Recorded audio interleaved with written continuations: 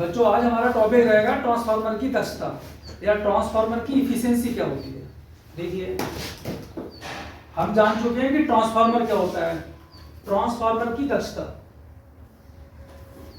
Transformer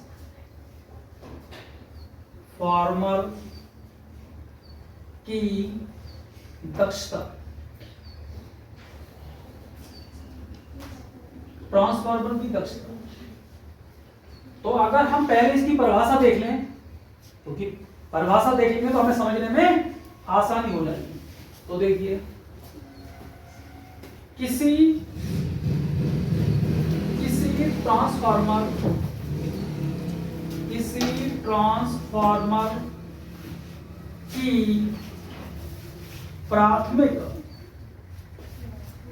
की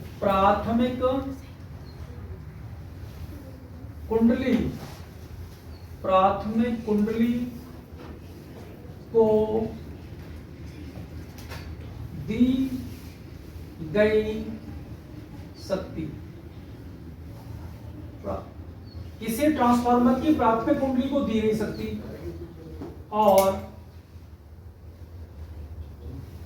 द्वितीयक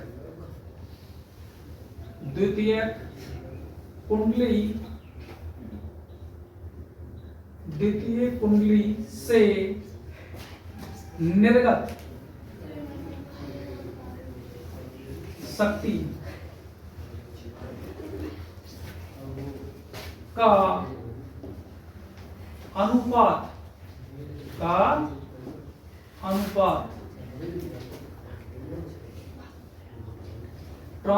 transformer की दक्षता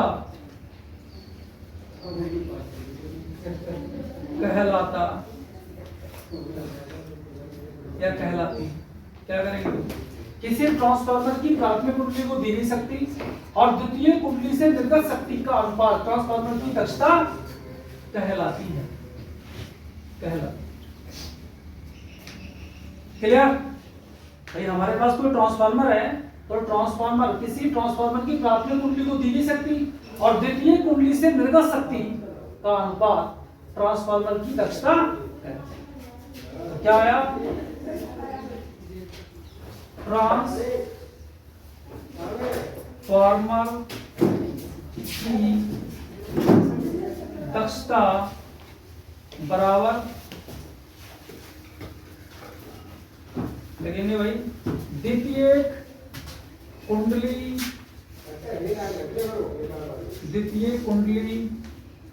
से निर्गत शक्ति बटे प्राथमिक कुंडली को दी गई शक्ति। या इसे ऐसे भी कर सकते हैं, या निर्गत शक्ति बटे निवेशित शक्ति।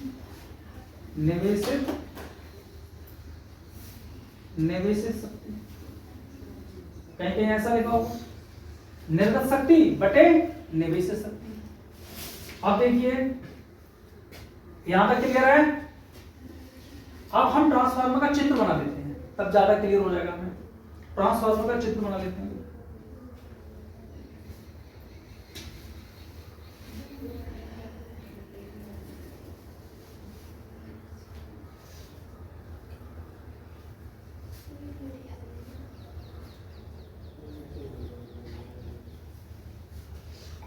तो आप देख रहे हैं ये हमारी क्या है? प्राथमिक कुंडली है। ये प्राथमिक कुंडली ये हमारी द्वितीय कुंडली है।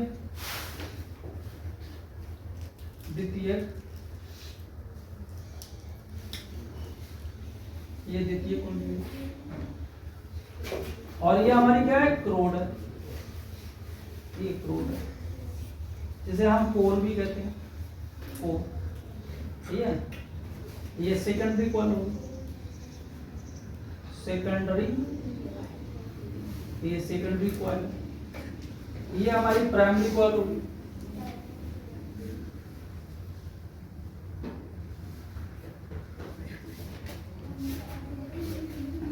Primary coil. तो हमने क्या है, हम जानते हैं कि प्राइमरी कॉइल में हमारे फेरे क्या होते हैं, एनपी होते हैं, सेकेंडरी कॉइल में हमारे फेरे क्या होते हैं, एनएस होते हैं। यहाँ जो भी हम देखिए, प्राथमिक कुंडली क्या होती है हमारी, जिससे हम सप्लाई जोड़ते हैं। किसी भी ट्रांसफार्मर की प्राथमिक कुंडली का मतलब होता है जिसे हम सप्लाई देते हैं। सप्लाई देने वाली कुंडली प्राथमिक कुंडली कहलाती है। और निर्गत निकलने वाली, आउटपुट निकलने वाली, तो ये क्या है, यहाँ हम देते हैं इनपुट, यहाँ देते हैं हम input AC supply, input AC supply, और यहाँ पर हमें क्या मिलता है, आउटपुट एसी मिलती है। अब यहाँ पर हमने देखा था क्या होता है, जो फ्रीक्वेंसी इसकी होगी आवर्ती, हमने देखा था आवर्ती, अगर आवर्ती इसकी 50 हर्ट्ज है, 50 हर्ट्ज की आवृत्ति है, तो इसकी भी हमारी आवृत्ति कितनी होगी, 50 हर्ट्ज होगी, आवृत्ति इसकी भी 50 हर्ट्ज होगी। क्योंकि ट्रांसफार्मर क्या होता है, ट्रांसफार्मर मैंने बताया था, ट्रांसफार्मर क्या करता है कि जो एसी सप्लाई हम देते हैं, तो ट्रांसफार्मर दो प्रकार के होते हैं, वोल्टा को बढ़ाते हैं तो उसी अनुपात में धारा को कम करते हैं, और अगर वोल्टा को कम करते हैं तो धारा को उसी अनुपात में बढ़ाते हैं। मतलब वोल्टा और धारा को क्या करते हैं, बदलते हैं, वोल्टा को स्टेप अप और स्टेप डाउन करते हैं। तो जैसे यहाँ पर हमारे ये ट्रांसफार्मर बना हुआ है, तो आप देख रहे हैं कि यहाँ पर क्या है, NP less than NS, NP less than NS. भाई एन हमारा एनपी क्या है, एनपी लेस देन एनएस है, यानी एनएस में ज्यादा, सेकेंडरी में ज्यादा टर्म्स हैं। तो सेकेंडरी में अगर ज्यादा हमारे टर्म्स हैं, अगर चक्रों की संख्या सेकेंडरी में ज्यादा है, इसका मतलब है कि हमारा जो ट्रांसफार्मर है वो कैसा है, वो उच्चई ट्रांसफार्मर है, उच्चई स्टेप अप ट्रांसफार्मर है, ठीक है। तो अगर हम प्राथमिक कुंडली क्या होती है हमारी, मैंने बताया कि प्राथमिक कुंडली जिसको हम एसी सप्लाई देते हैं, एसी सप्लाई देने वाली कुंडली क्या कहलाती है, प्राथमिक, और जिससे हमें आउटपुट मिलता है वो हमारी द्वितीय कुंडली है। तो हमारी एफिशिएंसी क्या होती है, ट्रांसफार्मर की दक्षता क्या होती है, द्वितीय कुंडली से निर्गत शक्ति बटे प्राथमिक कुंडली को दी गई शक्ति, या क्या होती है हमारे पास, ये बना हुआ है, दिख रहा है ये बोर्ड पर, निर्गत शक्ति बटे निवेश शक्ति। मतलब हमने निवेश कितना किया, हमने प्राथमिक कुंडली को कितनी शक्ति निवेश की, इनपुट की, और हमें आउटपुट कितनी हुई। तो इसे ऐसे अंग्रेजी में ऐसे भी लिख सकते हैं, देखिए आउटपुट पावर, आउटपुट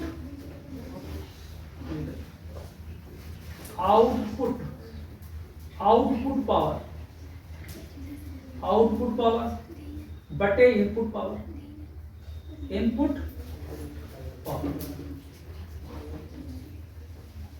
मतलब अब इनपुट हमने जो की उसके प्रति हमें आउटपुट कितना मिला, इसका रेशियो, सही है, क्लियर, यहां तक कोई परेशानी तो नहीं है। अगर हम ट्रांसफार्मर की दक्षता को हम अंग्रेजी में बोलना चाहते हैं तो हम इसे बोलते हैं efficiency of the transformer,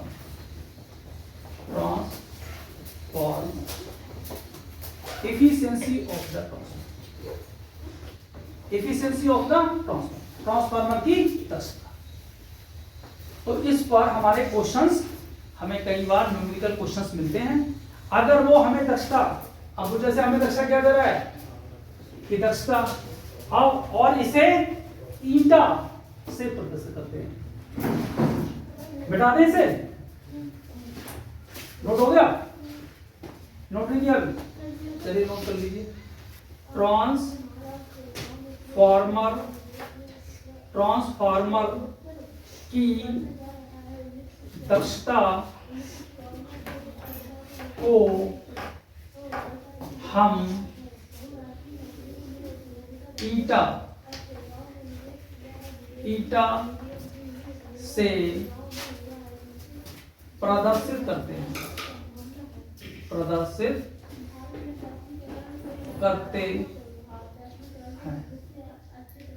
प्रदर्शित करते हैं, ठीक है? जैसे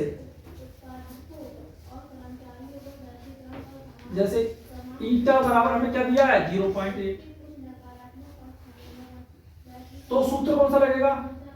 तो सूत्र का रूप, सूत्र का रूप क्या होगा? ईटा बराबर निर्गत शक्ति बटे निवेशित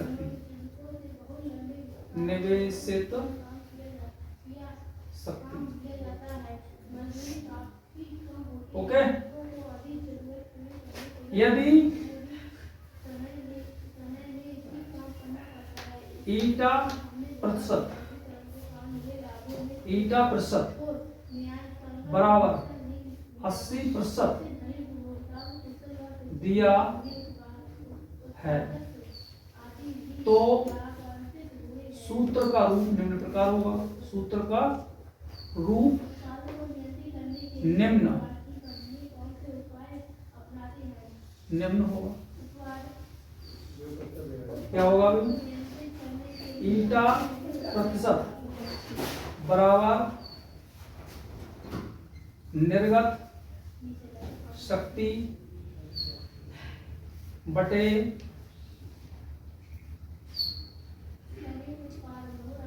निवेशित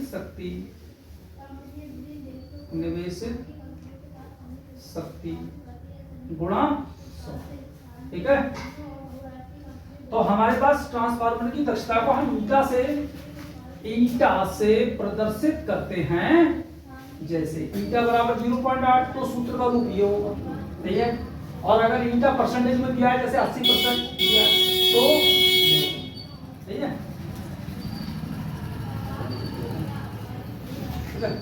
तो ये होगा। तो ये रूप ये होगा। मान लीजिए, ठीक है, हमारे पास चित्र बना हुआ है ट्रांसफार्मर का। हमारे पास प्राथमिक कुंडली में एनपी फेरे हैं और हमने एसी सप्लाई लगाई है बीपी। प्राथमिक कुंडली लगाया है तो ये बी बोल्टता है और पी इसका सपेक्स, यानी प्राथमिक कुंडली को दी गई बोल्टता। और हमें सेकेंडरी कॉइल में हमें बोल्टता कितनी मिली? बीएस। धारा कितनी मिली? आईएस। यहाँ कितनी मिली? आईपी। तो हम क्या जानते हैं? शक्ति बराबर होता है पी बराबर बीआई। शक्ति पी बराबर बीआई वाट। ये हमारा शक्ति का सूत्र होता है बेटा। ये शक्ति का सूत्र होता है, क्योंकि हम जानते हैं एफिशिएंसी का। जैसे देखिए यहाँ पर ऐसे समझ लीजिए, हमने प्राथमिक कुंडली में कितनी शक्ति दी? 100 वाट की निवेश किया, 100 वाट का निवेश किया, और यहाँ पर हमें कितनी मिल गई? 98 वाट की निर्गत मिल गई। तो ट्रांसफार्मर की एफिशिएंसी कितनी हो गई? ट्रांसफार्मर की एफिशिएंसी हो गई 98/100 सूत्र से। देखिए ये निर्गत है बेटा, और ये निवेश है, ये निवेशित है, ये निवेशित। तो निर्गत बटे निवेश, तो हमें कितनी मिल गई? 0.98%, या नहीं 0.98, या इसे हम क्या लिख देंगे? 0.9, और या इसे क्या लिख देंगे? इसी को देख रहे हैं, इसी को लिख देंगे। जैसे ये 100 नीचे है, इसे काटे नहीं, तो इसे क्या लिख देंगे? 98%। तो कब हम लिखेंगे 0.98 और कब लिखेंगे 98%? क्योंकि 100 इधर 100 दे रहे हैं, उधर 98 मिल रही है, तो एफिशिएंसी कितनी है? 98%। नोट कर लो। तभी आगे बढ़ते हैं। हम जानते हैं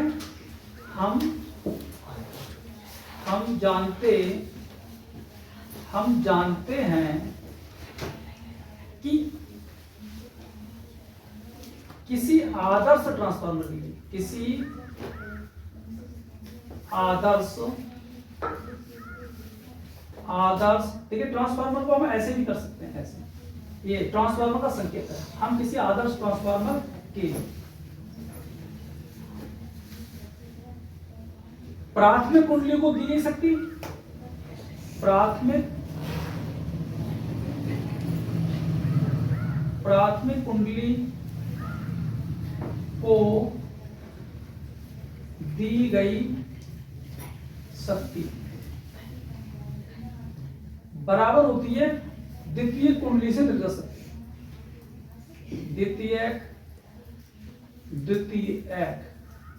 द्वितीय कुंडली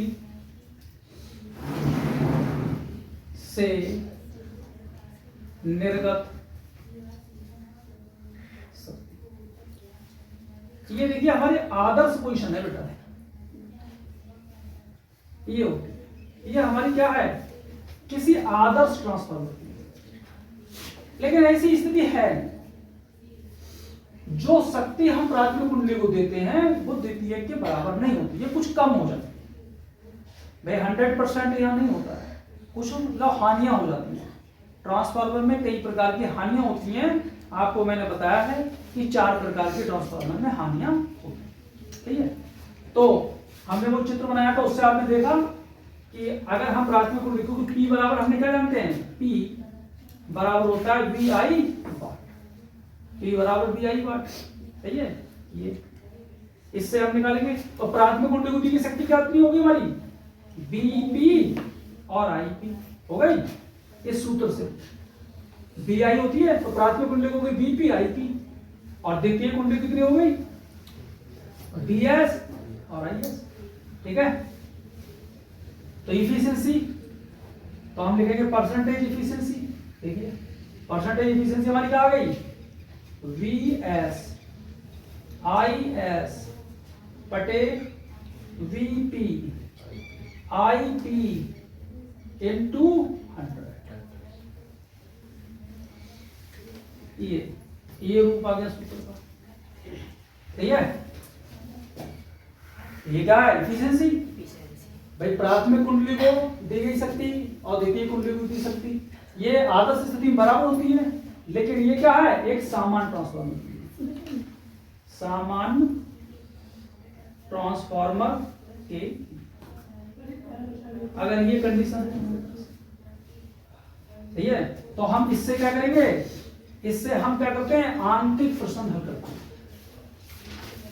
आंतरिक प्रश्नों के